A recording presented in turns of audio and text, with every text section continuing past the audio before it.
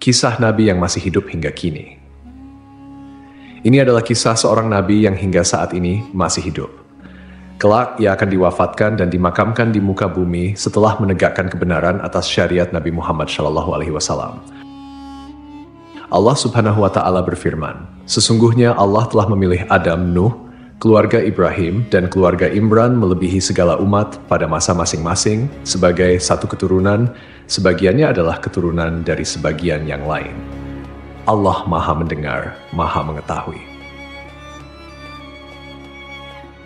Allah Subhanahu wa Ta'ala telah memilih Nabi Adam alaihissalam sebagai bapak seluruh manusia, Nabi Nuh alaihissalam sebagai rasul pertama, dan keluarga Ibrahim yang di dalamnya termasuk Nabi Muhammad SAW.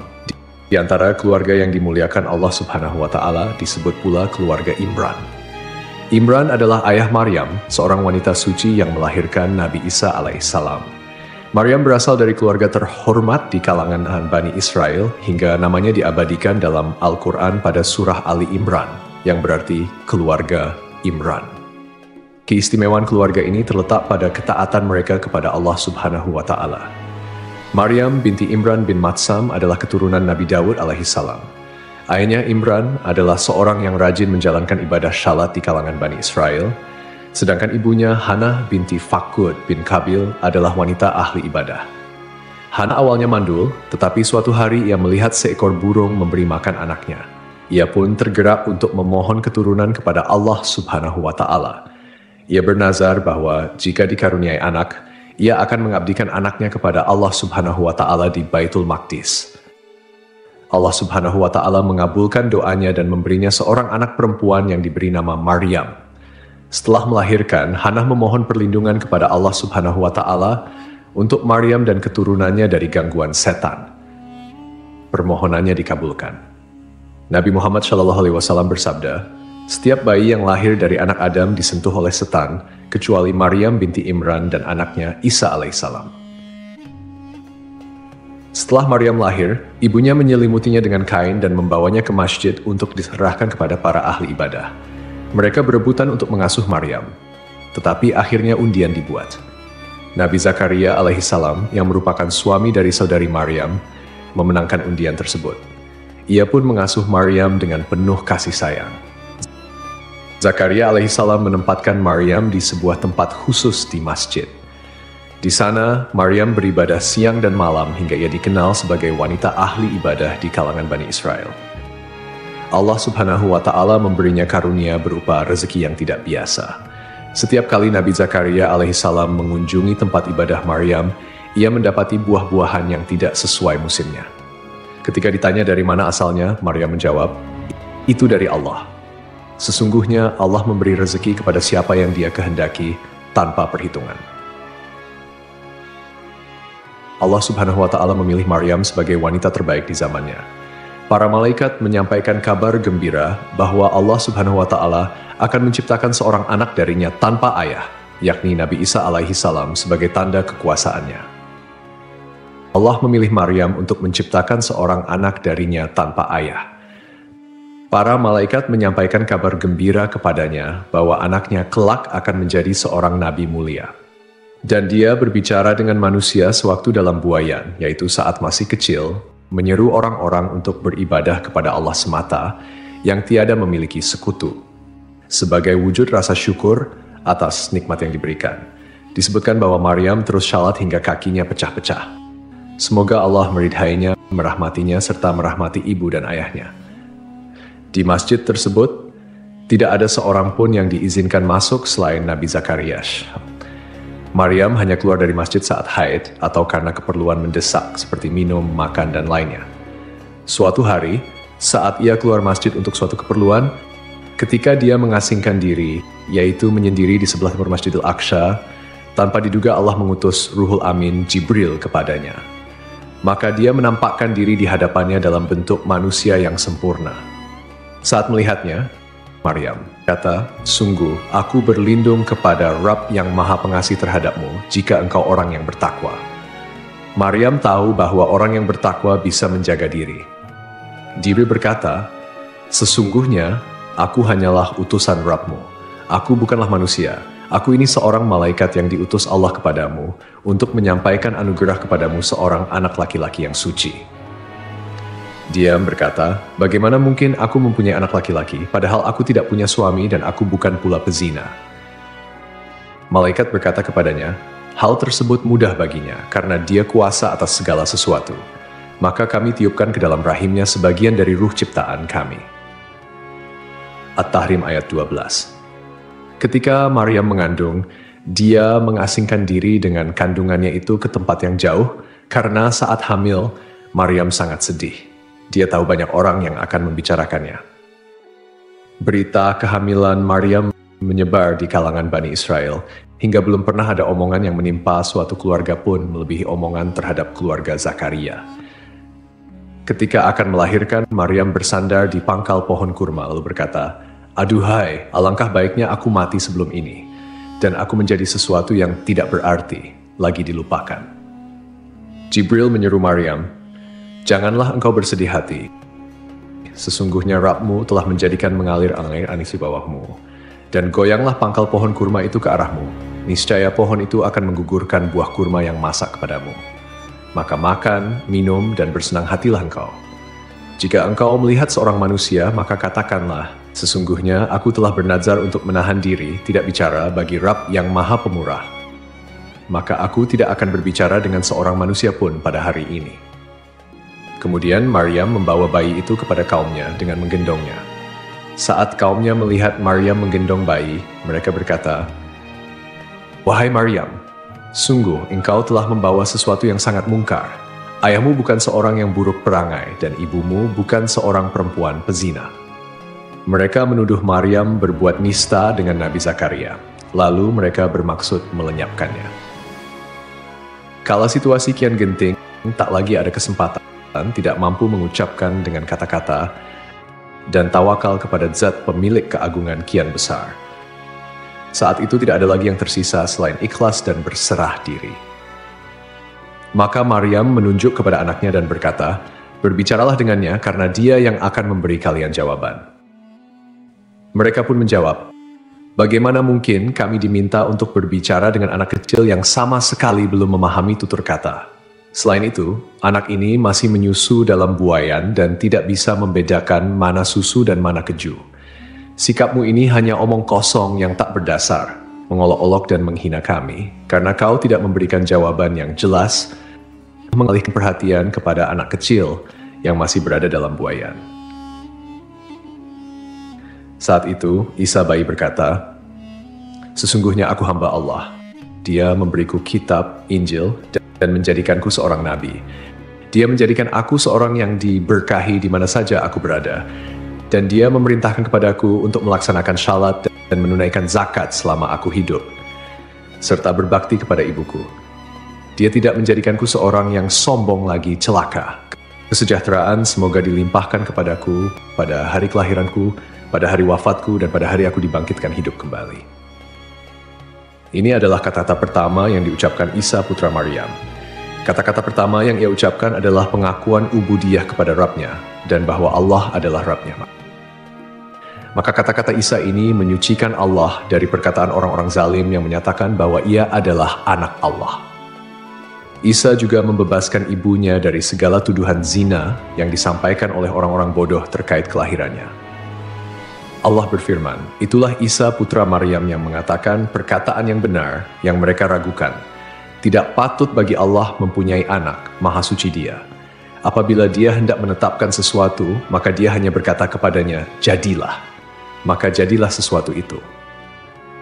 Setelah mukjizat yang Allah berikan kepada Nabi Isa alaihissalam, sebagian Bani Israel ada yang beriman, dan sebagian lainnya tetap tidak mau beriman. Nabi Isa lahir di Baitul Lahm, Bethlehem, di dekat Baitul Maqdis, sebuah kota yang terletak sekitar 9,5 km di selatan Yerusalem. Wahab bin Munabbih menyebutkan bahwa kala itu berhala-berhala runtuh di belahan timur dan barat bumi. Para setan pun kebingungan karena kondisi tersebut. Hingga akhirnya Raja Iblis mengetahui berita tentang Isa. Mereka mendapati Isa berada dalam buayan ibunya, sementara para malaikat menatapnya dengan tajam. Saat itu muncul sebuah bintang besar di langit yang membuat Raja Persia merasa khawatir. Ia bertanya kepada para dukun tentang munculnya bintang tersebut. Para dukun berkata, bintang ini pertanda lahirnya seorang bayi agung di bumi. Raja Persia kemudian mengirim utusan dengan membawa emas, sayuran, dan susu untuk dihadiahkan kepada Isa. Saat tiba di Syam, mereka ditanya oleh raja setempat tentang maksud kedatangan mereka. Mereka mengutarakan kejadian sebenarnya. Raja Syam kemudian menanyakan hal itu dan ternyata Isa putra Maryam telah dilahirkan di Baitul Maqdis. Beritanya menyebar luas karena sang bayi bisa berbicara saat masih berada dalam buayan. Raja Syam kemudian mengirim seseorang untuk menunjukkan tempat Isa agar mereka bisa membunuhnya setelah para utusan Raja Syam pulang. Ketika mereka sampai ke tempat Maryam dan menyerahkan sejumlah hadiah, mereka pulang. Lalu ada yang berkata kepada Maryam, para utusan Raja Syam hanya datang untuk membunuh anakmu. Maryam kemudian menggendong bayi Isa dan membawanya pergi ke Mesir. Di sana ia menetap hingga Isa mencapai usia 12 tahun. Allah Subhanahu wa Ta'ala mengajarkan Nabi Isa alaihissalam kitab Taurat dan Injil sebagaimana Allah mengajarkan kitab suci kepada nabi-nabi yang lain. Nabi Isa diutus oleh Allah dengan membawa misi yang sangat penting, yaitu mengajak Bani Israel untuk hanya beribadah kepada Allah semata.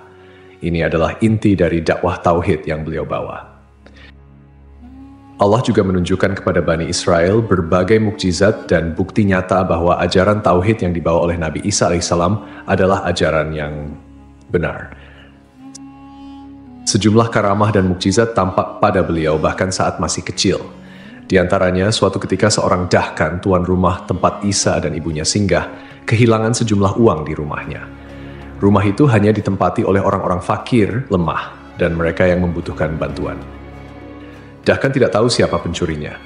Kejadian itu terasa berat bagi Maryam, juga bagi yang lain, termasuk sang tuan rumah. Mereka tidak bisa mengatasi permasalahan ini. Saat Isa mengetahui hal itu, ia menghampiri dua orang, salah satunya buta dan yang lain lumpuh.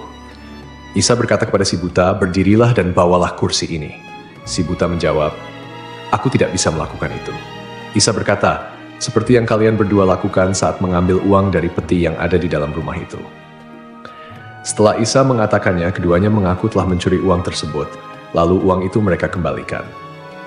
Isa semakin terpandang di mata orang-orang, meski ia masih kecil. Ingatlah, ketika Allah berfirman, wahai Isa putra Maryam, ingatlah nikmatku kepadamu dan kepada ibumu sewaktu aku menguatkanmu dengan Ruhul Kudus. Engkau dapat berbicara dengan manusia pada waktu masih dalam buayan dan setelah dewasa. Ingatlah, ketika aku mengajarkan menulis kepadamu juga, hikmah, Taurat, dan Injil. Ingatlah, ketika engkau membentuk dari tanah, suatu seperti bentuk burung dengan seizinku, kemudian engkau meniupnya, lalu menjadi seekor burung yana dengan seizinku. Ketika engkau menyembuhkan orang yang buta sejak lahir, dan orang yang berpenyakit kusta dengan seizinku. Ketika engkau mengeluarkan orang mati dari kubur menjadi hidup dengan seizinku. Ingatlah, ketika aku menghalangi Bani Israel dari keinginan mereka membunuhmu, pada waktu engkau mengemukakan kepada mereka keterangan-keterangan yang nyata, lalu orang-orang kafir di antara mereka berkata, ini tidak lain hanyalah sihir yang nyata. Pada zaman Nabi Isa, manusia sangat tertarik dengan ilmu pengobatan. Maka Allah memberikan mukjizat kepada Nabi Isa terkait hal itu. Beliau bisa menyembuhkan orang yang buta sejak lahir dengan izin Allah, menyembuhkan orang yang berpenyakit kusta, bahkan menghidupkan orang yang telah mati. Nabi Isa juga bisa membuat burung dari tanah liat dan menghidupkannya atas izin Allah. Semua mukjizat itu ditujukan agar Bani Israel menyembah dan hanya beribadah kepada Allah Subhanahu wa Ta'ala semata. Allah juga memberi ilham kepada para pengikut setia Nabi Isa alaihissalam yang dikenal sebagai Al-Hawariyun. Mereka berkata, kami beriman kepada Allah dan Rasul-Nya, dan kami bersaksi bahwa kami adalah orang-orang yang patuh kepada ajaran-Mu. Namun suatu hari para pengikut itu meminta sesuatu yang luar biasa. Mereka berkata, wahai Isa putra Maryam, bersediakah Tuhanmu menurunkan hidangan dari langit kepada kami? Nabi Isa mengingatkan agar mereka bertakwa kepada Allah dan tidak meminta sesuatu yang berlebihan. Namun, mereka menjelaskan bahwa mereka ingin memakan hidangan itu agar hati mereka tenang dan yakin bahwa apa yang Nabi Isa sampaikan adalah benar. Maka Nabi Isa AS pun berdoa dengan penuh harap Ya Allah, turunkanlah kepada kami hidangan dari langit, dan jadikanlah hari turunnya sebagai hari raya bagi kami, bagi generasi sebelum kami dan setelah kami, serta sebagai tanda kebesaran-Mu. Berilah kami rezeki ya Allah, karena Engkaulah sebaik-baiknya pemberi rezeki. Allah pun mengabulkan doa itu dengan berfirman, "Sungguh aku akan menurunkan hidangan itu kepadamu. Tetapi barang siapa kafir di antaramu setelah turunnya hidangan itu, maka sungguh aku akan mengazabnya dengan azab yang tidak pernah aku timpakan kepada seorang pun di antara umat manusia." Kebencian Bani Israel kepada Nabi Isa sangat besar karena mereka tidak mau mengakui bahwa beliau adalah utusan Allah Subhanahu wa Ta'ala yang dijanjikan untuk Bani Israel. Mereka bahkan merencanakan untuk melenyapkannya. Mereka menghasut kerajaan Romawi dan merencanakan penangkapan Nabi Isa alaihissalam. Ketika mereka sedang merencanakan kejahatan, Allah juga merencanakan untuk melindungi dan menyelamatkan Nabi Isa alaihissalam. Allah Azza wa Jalla mewahyukan kepada Isa putra Maryam, "Wahai Isa, kuatkanlah dirimu dalam menyampaikan urusanku agama, dan janganlah lemah. Dengar dan taatlah, wahai putra wanita suci lagi perawan. Engkau lahir tanpa ayah. Aku menciptakanmu sebagai tanda kebesaran bagi seluruh alam. Hanya kepadakulah engkau harus beribadah dan berserah diri. Ambillah kitab ini dengan sungguh-sungguh, jelaskanlah kepada orang-orang yang berbahasa Suryani, dan sampaikan kepada mereka bahwa akulah yang maha benar, maha hidup, maha mengurus segala sesuatu, dan aku tidak akan lenyap.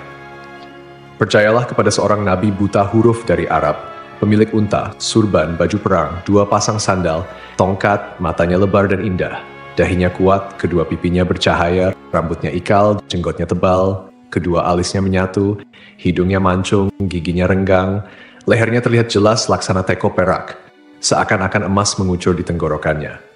Ia memiliki bulu-bulu dari dada hingga pusar laksana pedang, dan di perut serta dadanya tidak ada bulu selain itu. Telapak tangan dan kakinya tebal. Saat menoleh, ia menoleh dengan seluruh tubuhnya. Saat berjalan, ia seperti merekah dari batu dan meluncur di jalan menurun. Keringat di wajahnya seperti mutiara, dan aroma kasturi menyeruak dari tubuhnya. Belum pernah terlihat seorang pun sepertinya, baik sebelum maupun sesudahnya. Postur tubuhnya tinggi dan sempurna, aromanya harum. Ia banyak menikahi wanita, tetapi keturunannya sedikit. Keturunannya hanya berada di sebuah rumah surga yang terbuat dari mutiara cekung, tanpa keletihan ataupun suara gaduh di dalamnya. Wahai Isa, rawatlah dia di akhir zaman sebagaimana Zakaria merawat ibumu. Ia memiliki 2 cucu yang syahid. Di sisiku, ia memiliki kedudukan yang tidak dimiliki seorang manusia pun.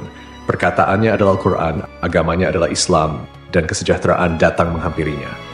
Tuba bagi siapapun yang menjumpai masanya, menghadiri hari-harinya, dan mendengarkan kata-katanya. Isa bertanya, "Ya Rab, apa itu tuba?" Allah menjawab, "Sebuah pohon yang kutanam dengan tanganku. Pohon itu untuk seluruh surga, akarnya dari ridwan, airnya dari tasnim, dinginnya seperti kafur, rasanya seperti jahe, dan aromanya seperti kasturi. Siapa yang meminumnya, ia tidak akan dahaga selamanya." Isa berkata, "Ya Rab, berilah aku minum sebagian darinya." Allah berfirman, "Haram bagi para nabi meminumnya sebelum nabi itu meminum. Haram pula bagi seluruh umat meminumnya sebelum umat nabi itu meminum." Wahai Isa, aku akan mengangkatmu kepadaku. Isa berkata, "Ya Rab, mengapa engkau mengangkatku?" Allah menjawab, "Aku mengangkatmu, kemudian aku akan menurunkanmu di akhir zaman agar engkau melihat keajaiban-keajaiban umat Nabi tersebut dan membantu mereka memerangi Dajjal yang terkutuk. Aku akan menurunkanmu pada waktu syalat, tetapi engkau bukan bertindak sebagai imam, karena mereka adalah umat yang dirahmati dan tidak ada nabi setelah nabi mereka." Nabi Isa berkata, "Ya Rab, beritahukan kepadaku tentang umat yang dirahmati itu." Allah berfirman, "Mereka adalah umat Ahmad. Mereka adalah ulama dan orang-orang bijak seperti para nabi. Mereka menerima pemberianku dengan rela hati meskipun sedikit, dan aku menerima amalan mereka meskipun sedikit. Aku memasukkan mereka ke surga karena kalimat la ilaha illallah. Wahai Isa, mereka adalah penghuni surga terbanyak karena belum pernah ada lisan suatu kaum yang merendah dengan kalimat la ilaha illallah seperti mereka, dan belum pernah ada leher-leher suatu kaum yang tunduk dengan bersujud seperti mereka." Ketika Allah mengutus Isa putra Maryam sebagai nabi dan membawakan bukti-bukti nyata kepada mereka, orang-orang munafik dan kafir dari kalangan Bani Israel heran padanya dan menghinanya.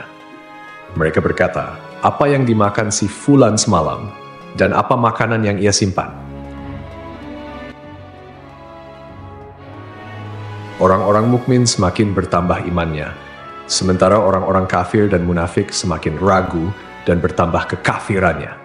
Meski demikian, Nabi Isa alaihissalam tidak memiliki tempat tinggal. Beliau hanya berkelana di muka bumi tanpa menetap di suatu tempat tertentu, sehingga tidak ada tempat yang dikenal sebagai kediamannya. Dan Allah adalah sebaik pembalas tipu daya. Allah Subhanahu wa Ta'ala berfirman, "Wahai Isa, aku mengambilmu dan mengangkatmu kepadaku, serta menyucikanmu dari orang-orang yang kafir, dan menjadikan orang-orang yang mengikutimu di atas orang-orang yang kafir hingga hari kiamat. Kemudian kepadakulah engkau kembali, lalu aku beri keputusan tentang apa yang kalian perselisihkan." Allah mengabarkan bahwa Dia mengangkat Nabi Isa ke langit setelah mewafatkannya dengan tidur, menurut pendapat yang lebih syahih. Allah menyelamatkannya dari gangguan orang-orang Yahudi yang menghasut raja kafir pada masa itu untuk membunuh dan menyalibnya. Nama raja tersebut adalah Daud bin Naura. Ia memerintahkan untuk membunuh dan menyalib Nabi Isa alaihi salam. Saat Allah berkehendak untuk mengangkat Nabi Isa ke langit, beliau keluar menemui para sahabatnya. Ketika itu di Baitul Maqdis terdapat 12 pengikut setianya. Nabi Isa keluar dari sebuah sumber air dengan rambut yang masih meneteskan air lalu berkata, "Sungguh, di antara kalian nanti ada yang akan ingkar terhadapku sebanyak 12 kali setelah sebelumnya beriman kepadaku." Kemudian beliau berkata, "Siapa yang mau diserupakan denganku lalu dibunuh sebagai penggantiku, maka ia akan meraih derajat yang sama sepertiku." Seorang pemuda yang paling muda di antara mereka berdiri, tetapi Nabi Isa berkata, "Duduklah." Beliau mengulangi ucapannya dan pemuda itu kembali berdiri. Akhirnya Nabi Isa berkata, "Kaulah orangnya." Allah kemudian menyerupakan pemuda tersebut dengan Nabi Isa. Allah mengangkat Nabi Isa dari loteng Baitul Maqdis ke langit. Tidak lama kemudian, orang-orang Yahudi yang mencari Nabi Isa masuk ke dalam. Mereka menangkap pemuda yang diserupakan itu, lalu membunuh dan menyalibnya. Setelah kejadian itu, para pengikut Nabi Isa terpecah di 3 kelompok. 1. Kelompok Yakubiyah yang berkata, "Allah ada bersama kami selama yang Dia kehendaki, lalu Dia naik ke langit." 2. Kelompok Nasturiyah yang berkata, "Putra Allah bersama kami selama yang Dia kehendaki, lalu Dia mengangkatnya ke langit." 3. Kelompok Islam yang berkata, "Hamba Allah dan Rasul-Nya bersama kami selama yang Dia kehendaki, lalu Allah mengangkatnya kepadanya." Allah Subhanahu wa Ta'ala berfirman, "Tidak ada seorang pun dari ahli kitab kecuali akan beriman kepadanya Isa sebelum kematiannya." Ayat ini mengacu pada masa ketika Nabi Isa alaihissalam akan turun kembali ke bumi pada akhir zaman sebelum hari kiamat. Pada saat itu, beliau akan membunuh Dajjal, menghancurkan salib, membunuh seluruh babi, membatalkan pajak, tidak menerima agama apapun selain Islam. Nabi Isa akan memerintah dengan keadilan, dan seluruh umat manusia akan berserah diri kepada Allah Subhanahu wa Ta'ala. Ahlus Sunnah mengimani bahwa turunnya Nabi Isa alaihissalam merupakan salah satu tanda besar dari dekatnya hari kiamat. Sifat-sifat beliau yang disebutkan dalam berbagai riwayat adalah sebagai berikut. Seorang laki-laki dengan perawakan tidak terlalu tinggi dan tidak terlalu pendek, kulitnya kemerah-merahan, rambutnya keriting, terurai hingga kedua pundaknya, dan tampak selalu basah seperti baru keluar dari kamar mandi. Dadanya bidang. Setelah keluarnya Dajjal dan terjadinya kerusakan besar di muka bumi, Allah akan mengutus Nabi Isa alaihissalam untuk turun ke bumi. Beliau akan memimpin dengan keadilan, menghapuskan segala bentuk kezaliman, dan membinasakan Dajjal. Nabi Isa akan tinggal di bumi selama 40 tahun sebelum akhirnya wafat. Beliau akan dimakamkan di bumi sesuai dengan kehendak Allah Subhanahu wa Ta'ala. Setelah Nabi Isa alaihissalam wafat, kaum muslimin akan mensalatkan jenazah beliau sebagaimana mereka mensalatkan seorang hamba Allah yang syalih. Wallahu alam. Sungguh sangatlah mudah bagi Allah Subhanahu wa Ta'ala untuk menciptakan Nabi Adam alaihissalam tanpa ayah dan ibu, apalagi menciptakan Nabi Isa alaihissalam yang hanya tanpa ayah. Ketika Allah menghendaki sesuatu, Dia hanya berkata, "Kun, jadilah." maka terjadilah apapun yang Dia kehendaki. Oleh karena itu, tetaplah berharap dan bersandar hanya kepada Allah Subhanahu wa Ta'ala semata. Semoga kita dapat mengambil hikmah dari kisah ini dan semakin meningkatkan keimanan kita kepadanya. Wassalamualaikum warahmatullahi wabarakatuh.